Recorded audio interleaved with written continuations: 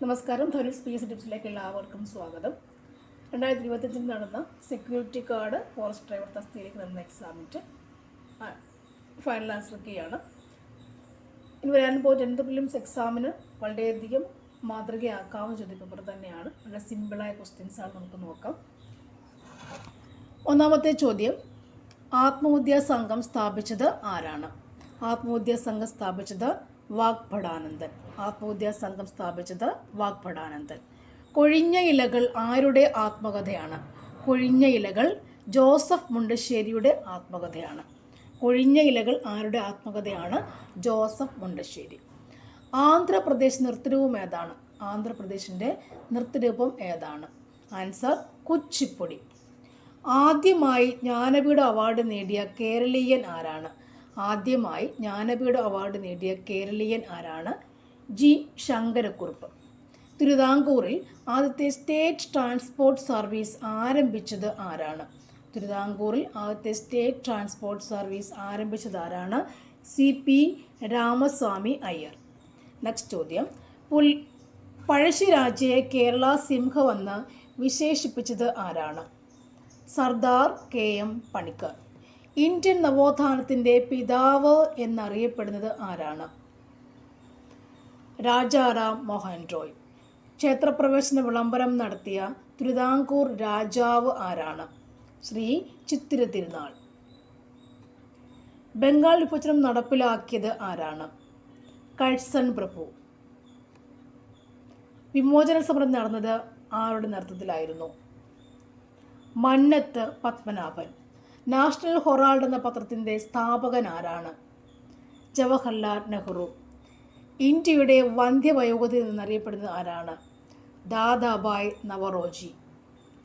ഗാന്ധിജി തൻ്റെ ആത്മകഥ രചിച്ചത് ഏത് ഭാഷയിലായിരുന്നു? ഗുജറാത്തി. ഗാന്ധിജിയെ രാഷ്ട്രപിതാവ് എന്ന് ആദ്യമായി അഭിസംബോധന ചെയ്തത് ആരായിരുന്നു? സുഭാഷ് ചന്ദ്രബോസ്. സുഭാഷ് ചന്ദ്രബോസ്. കഥകളിയിൽ സ്ത്രീകളെയും മുനിമാരെയും പ്രതിനിധീകരിക്കുന്ന വേഷമേതാണ്? മിനുക്ക്.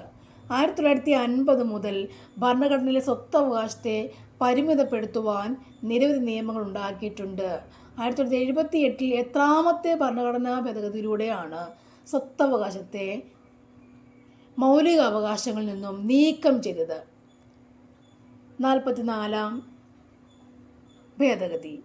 നെക്സ്റ്റ് ചോദ്യം, ഭരണഘടനയുടെ നിർദ്ദേശ തത്വങ്ങളെ ലക്ഷ്യങ്ങൾ, നയങ്ങൾ, ന്യായവാദാർഹമല്ലാത്ത അവകാശങ്ങൾ എന്നിങ്ങനെ തരംതിരിക്കാം. താഴെ പറയുന്നവയിൽ നയങ്ങളിൽ ഉൾപ്പെടുന്നത് ഏതാണ്? ഏകീകൃത സിവിൽ കോഡാണ്. ഏകീകൃത സിവിൽ കോഡാണ്. താഴെ പറയുന്നവയിൽ ഭരണഘടനയിലെ മൗലിക കർത്തവ്യങ്ങളിൽ ഉൾപ്പെടാത്തത് ഏതാണ്? ആൻസർ ഓപ്ഷൻ ഡി ആണ്. ഇന്ത്യൻ ഭരണഘടനയുടെ ഹൃദയവും ആത്മാവും എന്ന് ഡോക്ടർ BR അംബേദ്കർ വിശേഷിപ്പിച്ചത് ഭരണഘടനയുടെ ഏത് അവകാശത്തെയാണ്? ഭരണഘടന പരിഹാരങ്ങൾക്കുള്ള അവകാശം. നെക്സ്റ്റ്, ഭരണഘടനയിലെ അനുച്ഛേദം 21A ഉറപ്പുവരുത്തുന്നത് എന്താണ്? ഓപ്ഷൻ ഡി ആണ്. 6 മുതൽ 14 വയസ്സുള്ള എല്ലാ കുട്ടികൾക്കും രാഷ്ട്രം നിയമം വഴി തീരുമാനിക്കുന്ന അങ്ങനെയുള്ള രീതിയിൽ സൗജന്യവും നിർബന്ധിതവുമായ വിദ്യാഭ്യാസം കൊടുക്കേണ്ടതാണ്. നെക്സ്റ്റ് ചോദ്യം, ചരിത്രത്തിലെ ഏറ്റവും വലിയ ചൂതാട്ടമായി ഒരു ഇന്ത്യൻ പത്രാധിപർ വിശേഷിപ്പിച്ചത് എന്തിനെയായിരുന്നു? പ്രായപൂർത്തി വോട്ടവകാശത്തിൻ്റെ അടിസ്ഥാനത്തിൽ നടന്ന ഇന്ത്യയിലെ ആദ്യത്തെ പൊതു തിരഞ്ഞെടുപ്പ്. നെക്സ്റ്റ് ചോദ്യം, നാളെ നമ്മൾ ബ്രിട്ടീഷ് അധിനിവേശത്തിൻ്റെ അടിമത്തത്തിൽ നിന്നും മോചിതരാകും. പക്ഷേ ഈ അർദ്ധരാത്രിയിൽ ഇന്ത്യ വിഭജിക്കപ്പെടും. അതുകൊണ്ട് നാളത്തെ ദിവസം ആഹ്ലാദത്തിൻ്റെ എന്നതുപോലെ കഠിനമായ ദുഃഖത്തിൻ്റെതുമായിരിക്കും. ഈ പ്രസ്താവന ആരുടേതാണ്? മഹാത്മാഗാന്ധിയുടെ. സ്വതന്ത്ര ഇന്ത്യയിലെ ആദ്യത്തെ വിദ്യാഭ്യാസ മന്ത്രി ആരായിരുന്നു? മൗലാന അബ്ദുൽ കലാം ആസാദ്. 1ാം പഞ്ചവത്സര പദ്ധതി തയ്യാറാക്കുന്നതിൽ പ്രധാന പങ്ക് വഹിച്ച സാമ്പത്തിക വിദഗ്ധനാരാണ്? KN രാജ്. അട്ടേർലി ബട്ടർലി ഡെലീഷ്യസ് എന്ന പരസ്യഗാനവും വെണ്ണ പൊരിച്ച റൊട്ടി പിടിച്ചു നിൽക്കുന്ന വാത്സല്യം തോന്നുന്ന ഒരു കൊച്ചു പെൺകുട്ടിയുടെ ചിത്രവും ബന്ധപ്പെട്ടിരിക്കുന്നത് എന്തുമായിട്ടാണ്? അമൂൽ. ലോകരാജ്യങ്ങളിൽ വലുപ്പത്തിൽ ഇന്ത്യയുടെ സ്ഥാനം എത്രയാണ്? 7ാം സ്ഥാനം. ഇന്ത്യയുടെ വടക്ക് പടിഞ്ഞാറായി സ്ഥിതി ചെയ്യുന്ന മരുഭൂമി ഏതാണ്? ഥാർ മരുഭൂമി. ദക്ഷിണേന്ത്യയിലെ ഏറ്റവും നീളം കൂടിയ നദി ഏതാണ്? ഗോദാവരി. അറബിക്കടലിൽ സ്ഥിതി ചെയ്യുന്ന ഇന്ത്യയുടെ ദ്വീപ സമൂഹം ഏതാണ്? ലക്ഷദ്വീപ്. പരുത്തി കൃഷിക്ക് ഏറ്റവും അനുയോജ്യമായ മണ്ണ് ഏതാണ്? കറുത്ത മണ്ണ്. കേരളത്തിലെ ഏറ്റവും നീളം കൂടിയ നദി ഏതാണ്? പെരിയാർ. സിംഹവാലൻ കുരങ്ങുകളെ കാണപ്പെടുന്ന കേരളത്തിലെ ദേശീയോദ്യാനം ഏതാണ്? Silent Valley. നെഹ്റു ട്രോഫി വള്ളംകളി നടക്കുന്നത് ഏതു കായലിലാണ്? പുന്നമടക്കായൽ. നെഹ്റുവിൻ്റെ ന്യായം, പുന്നമടയുടെ ന്യായം. നെഹ്റു പുന്നമടക്കായൽ. 2 സംസ്ഥാനങ്ങളിലുമായി അതിർത്തി പങ്കിടുന്ന കേരളത്തിലെ ജില്ല ഏതാണ്? വയനാട് ജില്ല. കേരള ഫോറസ്റ്റ് റിസർച്ച് ഇൻസ്റ്റിറ്റ്യൂട്ടിൻ്റെ ആസ്ഥാനം എവിടെയാണ്? പീച്ചി. റിസർച്ച് പീച്ചി. കേരളത്തിലെ ഉയരം കൂടിയ കൊടുമുടി ഏതാണ്? ആനമുടി. കേരളത്തിലെ കാറ്റിലൂടെ വൈദ്യുതി ഉൽപ്പാദിപ്പിക്കുന്ന ഏറ്റവും വലിയ കാറ്റാടിപ്പാടം സ്ഥിതി ചെയ്യുന്നത് എവിടെയാണ്? ഏറ്റവും വലിയത് കഞ്ചിക്കോട്. കഞ്ചിക്കോട്. കേരളത്തിലെ ഏറ്റവും വലിയ ജില്ല ഏതാണ്? ഇടുക്കി ജില്ല. കേരള ഹൈക്കോടതിയുടെ ആസ്ഥാനം എവിടെയാണ്? എറണാകുളം. കേരളത്തിലെ ആദ്യത്തെ പേപ്പർ മിൽ സ്ഥാപിച്ചത് എവിടെയാണ്? പേപ്പർ മിൽ സ്ഥാപിച്ചത് പുനലൂരാണ്. Paper mill പുനലൂരാണ്. സാർവിക ദാതാവ് എന്ന് അറിയപ്പെടുന്ന രക്തഗ്രൂപ്പ് ഏതാണ്? O ഗ്രൂപ്പാണ് സാർവിക ദാതാവ് എന്നറിയപ്പെടുക. അപ്പോൾ AB ആരാണ്? സാർവിക സ്വീകർത്താവാണ് AB എന്ന് പറയുന്നത്. സാർവിക സ്വീകർത്താവാണ് AB എന്ന് പറയുന്നത്. നമുക്ക് Aയും അതുപോലെ Bയും ABയും അതുപോലെ Oയും ഗ്രൂപ്പുകളുണ്ട് അല്ലേ? നമ്മുടെ ലോകത്തെമ്പാടും ജനങ്ങളിലൊക്കെ എല്ലാവർക്കും അതുകൊണ്ട് പൊതുവായിട്ട് ABO ഈ 4 ഗ്രൂപ്പുണ്ട്. പിന്നെ ബോംബെ ഗ്രൂപ്പൊക്കെ അറിയപ്പെടുന്നുണ്ട്. മെയിൻലി 4 ഗ്രൂപ്പുണ്ട്. അപ്പോൾ ആൻറ്റിജനെ അടിസ്ഥാനപ്പെടുത്തിയാണ് ഈ ഗ്രൂപ്പിൻ്റെ പേര് വരിക. A ഗ്രൂപ്പിൽ A ആൻറ്റിജനുണ്ട്, B ഗ്രൂപ്പിൽ B ആൻറ്റിജനുണ്ട്, ABയിൽ Aയും Bയും ആൻറ്റിജനുണ്ട്, O ഗ്രൂപ്പിൽ ആൻറ്റിജനൊന്നുമില്ല. അപ്പോൾ തിരിച്ച് A ആൻറ്റിജൻ ഉണ്ടെങ്കിൽ അവിടെ B ആൻറ്റിബോഡി ഉണ്ട്. നേരെ തിരിച്ച് B ആൻറ്റിജനാണെങ്കിൽ A ആൻറ്റിബോഡി അങ്ങനെയുണ്ട് അവിടെ. അപ്പോൾ ഇവിടെ Oയ്ക്കകത്ത് Aയും Bയും ആൻറ്റിബോഡിയും ഉണ്ട്. ഓക്കെ, അപ്പോൾ അങ്ങനെയാണ് തിരിച്ചേക്ക്. സാർവികദാതാവ് O ഗ്രൂപ്പാണെങ്കിൽ AB ആരാണ്? സാർവിക സ്വീകർത്താവാണ്. ഇനി ശ്വാസകോശത്തിൻ്റെ സങ്കോച വികാസങ്ങളെ നിയന്ത്രിക്കുന്ന പേശി ഭിത്തിയുടെ പേരെന്താണ്? ആൻസർ ഡയഫ്രം എന്നാണ്. ശ്വാസകോശം ഇവിടെ ഇരിക്കില്ലേ? ശ്വാസകോശം ഇത്. നമ്മുടെ തല ഇതാണെങ്കിൽ ഇത് ഔരസാശയമാണ് അല്ലേ? ഇത്രയും ഭാഗം ബാക്കി ഉദരാശയം. നമ്മുടെ തലയുടെ താഴ്ഭാഗം എന്താണ്? വയറിൻ്റെ തൊട്ട് മുകൾ ഭാഗം ഔരസാശയം, അതിന് താഴെ ഉദരാശയമാണ്. ഔരസാശയത്തിൽ എന്ത് കാണുന്ന? വാരിയലുകൾ കാണപ്പെടുന്ന മുകൾ ഭാഗത്തില്ലേ? അവിടെ ആരുമുണ്ട്? അതിന് താഴെയായിട്ട് ലങ്സുമുണ്ട്. ഇതാണ് ലങ്സ് വരച്ചത് കേട്ടോ, ലങ്സുമുണ്ട്. അപ്പോൾ ഈ ലങ്സ് എന്ത് ശ്വാസം എടുക്കുമ്പോഴും അല്ലെങ്കിൽ ശ്വാസം നമ്മൾ അകത്തേക്ക് എടുക്കുക പുറത്തേക്ക് വിടുകയും ചെയ്യുന്നുണ്ട്. അപ്പോൾ അതിന് എന്ത് ചെയ്യുന്നുണ്ട്? ശ്വാസകോശം സങ്കോചിക്കുകയും വികസിക്കുകയും ചെയ്യും. അപ്പോൾ അവിടെ ഈ ഔരസാശയത്തിൻ്റെയും ഉദരാശയത്തിൻ്റെ ഇടയ്ക്കുള്ളൊരു ഭിത്തിയാണെന്ത്? ഡയഫ്രം എന്ന് പറയും അല്ലേ? അത് കമാനാകൃതി. നമ്മൾ ശ്വാസം ഇങ്ങനെ പുറത്തേക്ക് വിടുമ്പോൾ എന്തേ ഇതിങ്ങനെ മുകളിലേക്ക് വരും. അപ്പോൾ കമാനാകൃതി, വളഞ്ഞ ആകൃതി വരും അല്ലേ? ശ്വാസം അകത്തേക്ക് എടുക്കുമ്പോൾ, വായു അകത്തേക്ക് എടുക്കുമ്പോൾ എന്ത് ചെയ്ത് നേരെയാകത്തേ ഉള്ളത്, കുഴിയത്തില്ല, നേരെയാകുക. അപ്പം കമാനാകൃതി ആവുകയും ചെയ്യും, നേരെയാകുകയും ചെയ്യും. അവർ ഡയഫ്രം അത് ഇലാസ്റ്റിക സ്വഭാവമുള്ള സാധനമാണത്. അപ്പം ശ്വാസം എടുക്കുമ്പോഴും വലിക്കുമ്പോഴും അല്ലേ, അങ്ങോട്ട് പുറത്തോട്ട് പോകുമ്പോഴും അകത്തേക്ക് എടുക്കുമ്പോഴും എന്ത് ചെയ്യുക? അത് കമാനാകൃതി ആവുകയും നേരെയാവുകയും ചെയ്യും. അത് ഇലാസ്റ്റിക് സ്വഭാവമുള്ള ഡയഫ്രം എന്ന് പറയാം. അപ്പം ഔരസാശയത്തിൻ്റെയും ഉദരാശയത്തിൻ്റെ ഇടയ്ക്കുള്ള ഭിത്തിയാണെന്ന് ഈ സംഭവം. അപ്പോൾ അത് ഇതിനും കാരണമാകുന്നു. ഇനി പെരികാർഡിയുടെ എന്താണ്? പെരികാർഡിയം, കാർഡിയോളജി, ഹൃദയമല്ല കാർഡിയോളജി എന്ന് പറയുമ്പോൾ അല്ലേ? അപ്പോൾ നമ്മുടെ ഹൃദയത്തെ പൊറിഞ്ഞ് കാണപ്പെടുന്ന ഇരട്ട സ്ഥലമാണെന്ത്? കാർഡിയം, പെരികാർഡിയം എന്ന് പറയാം. സി കാലത്ത് തറ്റനാവസ്ഥ ഇവിടെ കാണപ്പെടും. നമ്മുടെ ഇവിടെ ഇങ്ങനെ ഒരു ട്രക്കിയ പോലൊരു സാധനമുണ്ട്. ഇവിടെ ട്രക്കിയ, ഇവിടെ സി ആകൃതിയിലാണ് കാണപ്പെടുക. ട്രക്കിയ ശ്വാസകോശത്തിൻ്റെ ഒരു ഭാഗമാണത്. ക്രമവിധാനം എന്താണ്? നമ്മുടെ ഉണ്ണാക്കെന്ന് പറയില്ല, അണ്ണാക്ക് അല്ലേ? വായിൽ നമ്മുടെ അന്നപഥത്തിൻ്റെയും ശ്വാസം വരുന്ന കുഴലിൻ്റെ ഒറ്റ ഭേദമുള്ളത് അല്ലേ? അപ്പോൾ ചോറിങ്ങനെ നമ്മൾ കഴിക്കുന്ന ആഹാരം പോകുമ്പോഴത്തേക്കിന് ഈ സാധനം അടഞ്ഞിരിക്കണം അല്ലേ? അല്ലെങ്കിൽ ശ്വാസനാളത്തേക്ക് കയറിപ്പോവും. അപ്പോൾ ആഹാരം നമ്മുടെ അന്നഭാഗത്തിലൂടെ ശരിയായ രീതിയിൽ പോകുന്നതിന് കാരണക്കാരൻ ആരാണ്? ഈ ക്രമവിധാനമാണ്. ഡയഫ്രം മനസ്സിലായി. നെക്സ്റ്റ് ചോദ്യം. തന്നിട്ടുള്ളവയിൽ ജോഡികളിൽ ജലത്തിൽ ലയിക്കുന്ന ജീവകങ്ങൾ വിറ്റാമിൻ ഏതൊക്കെയാണ്? ആൻസർ ജീവകം ബിയും സിയുമാണ് അല്ലേ? വിറ്റാമിനുള്ള ജീവകങ്ങൾ എന്ന് പറയുമ്പോൾ കൊഴുപ്പിൽ ലയിക്കുന്നവയുമുണ്ട്, ജലത്തിൽ ലയിക്കുന്നുണ്ട്. കൊഴുപ്പിൽ ലയിക്കുന്ന ആരൊക്കെയാണ്? എയും ഡിയും ഇയും കെയുമാണ്. അടക്കെന്ന് പറയും അല്ലേ, അത് കൊഴുപ്പിൽ ലയിക്കുന്നത്. ബിയും സിയുമാണ് ജലത്തിൽ ലയിക്കുക.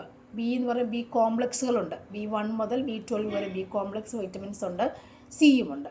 ഓക്കെ, അപ്പോൾ നെക്സ്റ്റ് ചോദ്യം, തന്നിരിക്കുന്നവയിൽ ബാക്ടീരിയ മൂലം ഉണ്ടാകുന്ന രോഗം ഏതാണ്? ബാക്ടീരിയ മൂലം ഉണ്ടാകുന്ന രോഗം ഏതാണ്? ആൻസർ എന്താ പറയുക, നമുക്ക് ടൈഫോയിഡാണ് ബാക്ടീരിയ മൂലം ഉണ്ടാകുന്ന രോഗം എന്ന് പറയും അല്ലേ. ഇവിടെ മന്ത് അതൊക്കെ ഇതാണ്, എന്താ മന്തിൻ്റെ ഫൈലേറിയൽ വിരയാണ്. പോളിയോ മൈലൈറ്റിസ് എന്ന് പറയും. ചിക്കൻ പോക്സ് വൈറസ് ആണ്. മന്തിൻ്റെ കൊതുക് ഏതാണ്? ക്യൂലെക്സ് പെൺകൊതുകാണ്. ഓക്കെ, നെക്സ്റ്റ്, തന്നിട്ടുള്ള സൂചനകളിൽ നിന്നും ശരിയാണെന്ന് കണ്ടുപിടിക്കുക. ശരിയായ പ്രസ്താവന എന്ന് പറയുമ്പോഴത്തേക്കിന് അവിടെ വന്നേക്കുന്നത് ആൻസർ ഓപ്ഷൻ ബി ആണ്. അതായത് 1ഉം 2ഉം ശരി പ്രസ്താവനയാണ്. അത് അയഡിൻ എന്ന് പറയുമ്പോൾ തൈറോയ്ഡ് ഗ്രന്ഥി വളർച്ചയ്ക്ക് സഹായിക്കുന്നു. ഇരുമ്പെന്ന് പറയുമ്പോൾ അത് ഹീമോഗ്ലോബിൻ നിർമ്മാണം സഹായിക്കുന്നു. അയഡിൻ എന്ന് പറയുമ്പോൾ അതൊരു മൂലകമാണല്ലോ. തൈറോയ്ഡ് ഗ്രന്ഥിയുടെ ഹോർമോൺ ഏതാണ്? തൈറോയ്ഡ് ഗ്രന്ഥി ഉൽപ്പാദിപ്പിക്കത്തുണ്ടെങ്കിൽ കാണുന്നതാണ് തൈറോയ്ഡ് ഗ്രന്ഥി. തൈറോയ്ഡ് ഗ്രന്ഥി ഉൽപ്പാദിപ്പിക്കുന്ന ഹോർമോണിൻ്റെ പേരെന്താണ്? തൈറോക്സിൻ എന്ന് പറയുന്നു അല്ലേ. അത് വേണമെങ്കിൽ ആര് വേണം? അയഡിൻ എന്ന് പറയുന്ന മൂലകം അത്യാവശ്യമുണ്ട്. നമ്മൾ ഉപ്പ് വാങ്ങിക്കുമ്പോൾ അയഡൈസ്ഡ് ഉപ്പല്ലേ വാങ്ങുക അല്ലേ. പണ്ട് ഒരുപാട് തൊണ്ടമുഴകൾ ഒരുപാട് റിപ്പോർട്ട് ചെയ്യപ്പെട്ടിരുന്നു. അങ്ങനെയാണ് എന്താക്കി നമ്മുടെ കടയിൽ നിന്ന് ലഭിക്കുന്ന ഉപ്പിന് അയഡിനും കൂടെ ചേർത്ത് നമ്മൾക്ക് സംസ്കരിച്ച് തരുന്നത് അതിന് വേണ്ടിയാണ്. അപ്പോൾ അയഡൈസ്ഡ് ഉപ്പിൻ്റെ കാര്യം ഓർക്കുമ്പോൾ എന്താണ്? അയഡിൻ, തൈറോയ്ഡ് ഗ്രന്ഥി എന്നൊക്കെ ഓർക്കാം. അപ്പോൾ തൈറോയ്ഡ് ഗ്രന്ഥി വളർച്ചയ്ക്ക് കാരണമാകുന്നു അല്ലേ. അയഡിൻ മൂലകം അത്യാവശ്യമുണ്ട്, എങ്കിൽ മാത്രമേ ഷോർട്ടേജ് ഒന്നും സംഭവിക്കുന്ന തൈറോക്സിൻ ഇല്ലാതാവും. നമുക്ക് തൈറോയ്ഡ് മുഴയുണ്ടാകും, അസുഖം തൈറോയ്ഡ് ഗ്രന്ഥി തൈറോയ്ഡ് മുഴയുണ്ടാകും. അത് മറ്റു പല അസുഖങ്ങൾക്ക് കാരണമാകും. ഇനി പോട്ടെ, തൈറോയ്ഡ് ഗ്രന്ഥി അല്ലെ തൈറോക്സിൻ ഹോർമോൺ, അതിൻ്റെ ധർമ്മം എന്താണ്? പ്രവർത്തനം എന്താണ്? നമ്മുടെ ഉപാപചയ പ്രവർത്തനങ്ങളെല്ലാം നിയന്ത്രിക്കുന്ന എന്താണ്? ഈ തൈറോക്സിൻ എന്ന് പറയുന്ന ഹോർമോണാണ്. തൈറോക്സിൻ എന്ന് പറയുന്ന ഹോർമോൺ ഉപാപചയ പ്രവർത്തനം പറഞ്ഞാൽ എന്താണ്? ശരിക്കും പറഞ്ഞാൽ നമ്മുടെ ശ്വസനം, നമ്മുടെ ഭക്ഷണം കഴിക്കുന്നത് അല്ലേ, നമ്മുടെ ദഹനം, ശ്വസനം, അതുപോലെ വിസർജനം, നമ്മുടെ എന്താ പറയുക രക്തചംക്രമണം അല്ലേ, രക്തക്കുള്ളിൽ രക്തം പോകുന്നതൊക്കെ എല്ലാം എന്താണ്? ഉപാപചയ പ്രവർത്തനങ്ങൾ. അതിനെയൊക്കെ വിസർജനം അല്ലേ, എല്ലാം നിയന്ത്രിക്കുന്ന ആരാണ്? ഈ തൈറോക്സിൻ എന്ന ഹോർമോണാണ്. ഇല്ലെങ്കിൽ ഇതൊക്കെ സ്ലോയിലേ നടക്കത്തുള്ളൂ. അപ്പോൾ അടുത്തത് ഇരുമ്പാണ്. ഇരുമ്പെന്ന് പറയുന്നത് ഹീമോഗ്ലോബിൻ നിർമ്മാണത്തിന് വേണ്ടി ഉപയോഗിക്കുന്നില്ലേ. ഹീമോഗ്ലോബിൻ എന്ന് പറഞ്ഞാൽ ആരാണ്? രക്തത്തിലെ ചുവപ്പ് നിറം കൊടുക്കുന്ന വർണ്ണവസ്തുവാണത് ഹീമോഗ്ലോബിൻ. അതെവിടെ ശരിക്കും ഇവിടെ കാണുന്നത്? രക്തത്തിലെ രക്തകോശങ്ങളായ ചുവന്ന രക്താണുക്കൾ അല്ലേ, RBCക്കകത്ത് കാണപ്പെടുന്ന പ്രോട്ടീനാണെന്ത്? ഈ ഹീമോഗ്ലോബിൻ എന്ന് പറയുക. 2 പാർട്ട് അതിനുണ്ട്, ഹീമെന്നുമുണ്ട് ഗ്ലോബിനുമുണ്ട്. ഈ ഹീമിൽ അടങ്ങിയതാണെന്ത്? ഇരുമ്പെന്ന് പറയാം. ഗ്ലോബിൻ ഒരു പ്രോട്ടീനും കൂടിയാണ്. അപ്പോൾ ഇരുമ്പ് ഇല്ലെങ്കിൽ എന്ത് സംഭവിക്കുന്നുണ്ട്? ഹീമോഗ്ലോബിൻ ഉൽപ്പാദനം കുറയുന്നു. അപ്പോൾ ബ്ലഡ് നമുക്ക് കുറയുക ചെയ്യാം. അപ്പോൾ എന്ത് പറ്റും? നമ്മൾ അനീമിക് ആവുകയാണ് ചെയ്യുക. അസുഖം എന്താണ്? അനീമിയ, വളർച്ചയാണ് ഉണ്ടാവുക. ഈ സോഡിയം എന്ന് പറയുമ്പോൾ തിരിച്ചിങ്ങനെ ഇട്ടാൽ മതി. സോഡിയം ശരീരത്തിന് ആവശ്യമായ ജലം നിലനിർത്താൻ സഹായിക്കുന്നുണ്ട്. കാൽസ്യം എന്ത് ചെയ്യുന്നുണ്ട്? നമ്മുടെ എല്ലുകളുടെ രൂപീകരണത്തിന് വേണ്ടി കാൽസ്യം സഹായിക്കും. കാൽസ്യം എന്ന് പറയുമ്പോൾ നമ്മുടെ വൈറ്റമിൻ ഡി കൊടുത്തെങ്കിൽ മാത്രമേ കാൽസ്യം അങ്ങോട്ട് ആഗിരണം ചെയ്യപ്പെടത്തുള്ളൂ. നെക്സ്റ്റ് ചോദ്യം, മലമ്പനി രോഗം പരത്തുന്ന കൊതുകിൻ്റെ പേരെന്താണ്? ആൻസർ ഓപ്ഷൻ എ കൊടുക്കാം. അതായത് ഫീമെയിൽ അനാഫിലിസ് മൊസ്കിറ്റോ ആണ് പറയുക അല്ലേ. അനാഫിലിസ് പെൺകൊതുകളാണ് മലമ്പനി രോഗം പരത്തുന്ന കൊതുക്. ക്യൂലെക്സോ മന്ത് അല്ലേ. ഈഡിസ് ഈജിപ്റ്റി എന്താണ് ശരിക്കും പറഞ്ഞാൽ? നമ്മുടെ ഡെങ്കിപ്പനി, മഞ്ഞപ്പനിയൊക്കെ ഈഡിസ് ഈജിപ്റ്റിയാണ്. ഇവിടെ പകുതി പേരേ ഉള്ളൂ. അനാഫിലിസ് പെൺകൊതുകളാണ് മലമ്പനി, അല്ലെങ്കിൽ എന്താ പറയുക മറ്റൊരു പേര് മലേറിയ അല്ലേ. ക്യൂലെക്സ് മന്ത് രോഗം, ക്യൂലെക്സും പെൺകൊതുകാണ്. നെക്സ്റ്റ്, രക്തത്തിലെ ഗ്ലൂക്കോസിൻ്റെ തോത് കുറയ്ക്കുന്ന ഹോർമോൺ ഏതാണ്? ഇൻസുലിനാണ് അല്ലേ. അത് എവിടെ നിന്നാണ് വരിക? അതായത് നമ്മുടെ ഒരു ഗ്രന്ഥിയാണ് ഏത്? ആഗ്നേയ ഗ്രന്ഥി എന്ന് പറയില്ല, നമ്മുടെ പാൻക്രിയാസിൻ്റെ ഭാഗത്ത്, നമ്മുടെ കുടലിൻ്റെ ഡ്യൂഡിനം ഭാഗത്ത് വരുന്ന. ഡ്യൂഡിനം എന്താണ്? നമ്മുടെ ആമാശയം കഴിഞ്ഞിട്ട് ചെറുകുടലുണ്ടല്ലോ, ആമാശയം നമുക്കുണ്ടല്ലോ. ആമാശയമാണെങ്കിൽ അല്ലേ, ഇത് ആമാശയമാണ്. അത് കഴിഞ്ഞ് വരുന്ന ചെറിയ ഭാഗം, ഈ ഭാഗത്ത് അടിയോ. അപ്പോൾ ഇത് ബാക്കി ചെറുകുടൽ ഇതാണ്. അപ്പോൾ ഈ ഭാഗത്താണ് എന്താ പറഞ്ഞാൽ? ഇതാണ് ആഗ്നേയ ഗ്രന്ഥി. അപ്പോൾ ഇത് ആമാശയത്തിൻ്റെയും ഈ ചെറുകുടലിൻ്റെ ഇടയ്ക്ക് ഡ്യൂഡിനം എന്നൊരു ഭാഗമുണ്ട്. അവിടെ കാണപ്പെടുന്ന ഗ്രന്ഥിയാണെന്ത്? ആഗ്നേയ ഗ്രന്ഥി അല്ലെ, പാൻക്രിയാസ്. അപ്പോൾ അതിനകത്തുള്ള പാൻക്രിയാസിൽ നിന്ന് ഉൽപ്പാദിപ്പിക്കുന്ന ഹോർമോൺസാണ് ഏതൊക്കെ? ഇൻസുലിനുമുണ്ട് ഗ്ലൂക്കോഗോണുമുണ്ട്. ഇവിടെ ഗ്ലൂക്കോസിൻ്റെ തോത് കുറയ്ക്കുന്ന ഹോർമോണാണെന്ത്? ഇൻസുലിൻ എന്ന് പറയില്ലേ. തോത് കൂട്ടാൻ ഉപയോഗിക്കുന്നവരാണ് ഗ്ലൂക്കോഗോണാണ്. അപ്പോൾ ഇത് രണ്ടും കൂടി ചേരുമ്പോൾ എന്തുണ്ടാകും? നമ്മുടെ പഞ്ചസാരയുടെ അളവ്, ഗ്ലൂക്കോസിൻ്റെ അളവ് നമ്മുടെ ബോഡിയിൽ മെയിൻറ്റെയിൻ ചെയ്ത് നിർത്താൻ പോകുക. രണ്ടുപേരുടെ അങ്ങോട്ട് പരിപാടിയിൽ രണ്ടുപേരും കൂടെ അങ്ങോട്ടും ഇങ്ങോട്ടും സഹായിച്ചാണത് നിലനിർത്തി പോരുക, മെയിൻറ്റെയിൻ ചെയ്ത് പോരുക. ഒന്ന് കൂടുമ്പോൾ ഒരാൾ വരും, അടുത്ത് കുറയ്ക്കുമ്പോൾ മറ്റൊരാളും വന്ന് സഹായിക്കും. അപ്പോൾ രണ്ടുപേരും എന്താണ്? ഇൻസുലിനും ഗ്ലൂക്കോഗോണും ശരിക്കും എന്താണ്? ഈ ആക്ടൈൻ ഉൽപ്പാദിപ്പിക്കുന്ന പാൻക്രിയാസിൻ്റെ ആൽഫയും ബീറ്റയും കോശങ്ങൾ എന്ന് പറയും. അവ രണ്ടും അവിടെ നിന്ന് ഉൽപ്പാദിപ്പിക്കുന്ന 2 ഹോർമോൺസാണ് ഇൻസുലിനും ഗ്ലൂക്കോഗോണും. രണ്ടുപേരും ഗ്ലൂക്കോസിൻ്റെ അളവ് കൂട്ടുകയും കുറയ്ക്കുകയും അത് മെയിൻറ്റെയിൻ ചെയ്യാൻ വേണ്ടി നോർമൽ ലെവൽ നിലനിർത്താൻ സഹായിക്കുന്ന 2 ഹോർമോൺസാണ്. ഇവിടെ നമ്മുടെ ചോദ്യം ഗ്ലൂക്കോസിൻ്റെ തോത് കുറയ്ക്കുന്ന ഹോർമോൺ ഏതാണ്? ഉത്തരം ഇൻസുലിനാണ്. നെക്സ്റ്റ് ചോദ്യം, കേരളത്തിൽ സർക്കാർ തലത്തിൽ നടപ്പിലാക്കിയിട്ടുള്ള മരണാനന്തര അവയവ കൈമാറ്റ പദ്ധതിയുടെ പേരെന്താണ്? മൃത സഞ്ജീവനി എന്നാണ് അല്ലേ. അതിൻ്റെ അംബാസഡർ ആരാണ്? മോഹൻലാലാണ്. കൊഴുപ്പ് അടിഞ്ഞ് ധമനികളുടെ വ്യാസം കുറയുന്നത് മൂലം ഉണ്ടാകുന്ന ഒരു ജീവിതശൈലി രോഗമാണെന്ത്? അമിത രക്തസമ്മർദ്ദം അല്ലെങ്കിൽ BP എന്ന് പറയും.